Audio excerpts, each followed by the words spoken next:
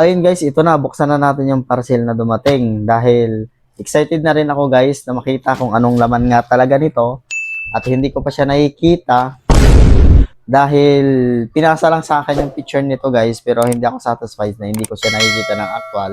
So tara guys, buksan na natin. Siya nga pala guys, magpapasalamat nga pala kay Kuyang Rider dahil tingnan nyo naman guys, napaka-safety yung kanyang i-deliver sa akin. So, kahit may mga ganto na siya, natural lang yan guys. May mga ganto. So, para sa akin, all goods naman yung pagkakabalot ng kanyang bubble wrap guys. Tingnan nyo naman, oh. Makapal. Then, nakalagay pa ito guys sa karton. So, kahit malaglag, although hindi naman yung malaglag ng mataas, yung katamtama lang siya guys. Hindi siya basta-basta masisira. Gawa ng, meron siyang, balot na bubble wrap. So, ito yung guys, protection niya para hindi masira kagad-agad yung items na ating binili. So, tara guys, samahan ninyo na ako at bubuksan na natin itong box na to para makita na natin sabay-sabay. So, let's go!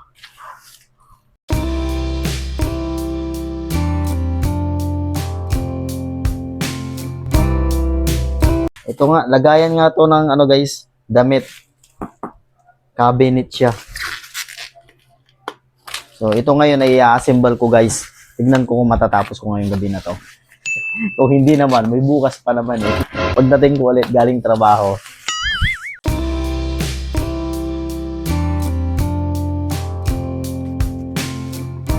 So, ayun oh. Tignan nyo naman guys oh. Oh, ang kapal ng bubble wrap. Ganda pang. Oh. Oh. Gandang patunogin guys oh. Sino yung mga nagaganto din yan guys, lalo na yung mga nagbabala dyan sa bodega. Mga JNT, shoutout sa JNT, sa Lazada, sa Shopee, shoutout po sa inyo lahat yan guys. Oh. Mamaya ka na nga.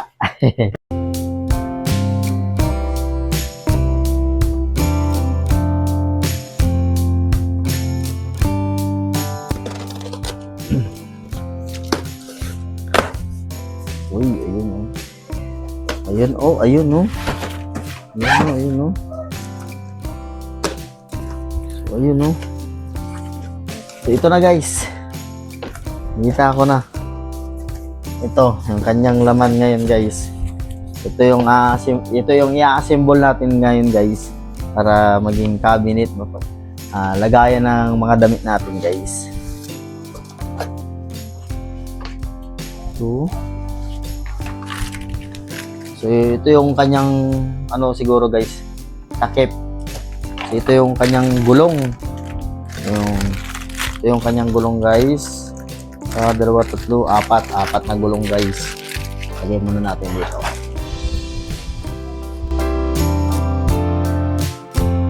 Meron ako nakita dito. Itabi muna natin tong karton. Meron ako nakita guys dito, yung kanyang manual. Kung paano siya i-assemble, paano natin siya buuin. Ito, dito lahat yung kanyang guide. So, ito yung aking susundan kung paano siya i-assemble. So, maya muna yan. So, ito yun guys, yung pangalawang box na maliit. Ito ay ating bubuksan. Ano kaya ito? So, hindi ko pa mag-gets dito sa kanyang drawing. So, buksan na natin guys. Para saan kaya din to? Malalaman natin to pag nabuksan natin. Oops. Ganun din pala. Ito muna yung una natin guys. Yung sa maliit na box, ito yung uunahin natin.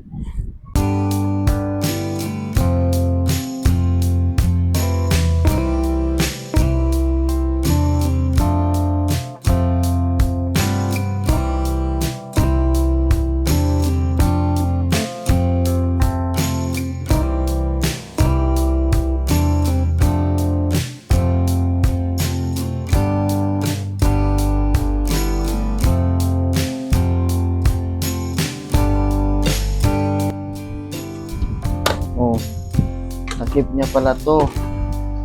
Ewan ko kung para saan to.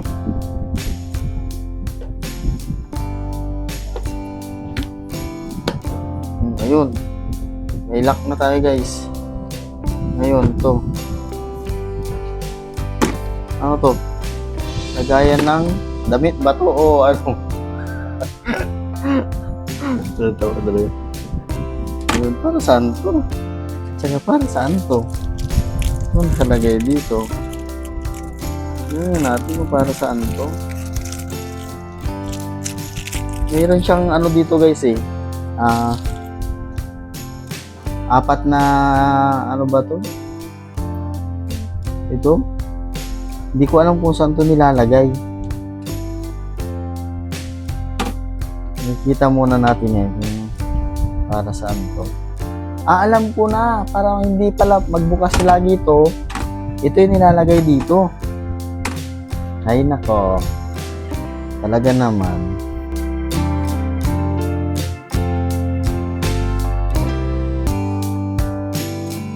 Ito ngayon guys. Ito yun guys oh. Kung kanina, yun oh. Oh.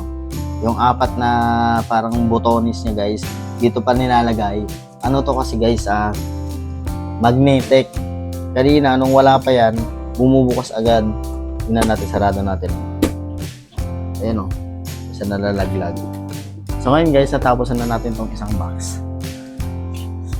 Oh. Ano naman guys, susunod natin dito. Ayun oh. Siguro guys, dito to. Patong natin. Ayun eh. Siyempre. Screen. So yun guys, patong naman natin dito. So ayun. Pag naipatong natin dyan, siyempre, huwag natin kakalimutan. Yung black. Kabilaan. Ayun. So yun guys, nakatatlong layer na ako. So yun guys, natapos ko na rin. Nalilito ako guys. Kasi ito 6. 6 yung nakalagay dito. Ayun o.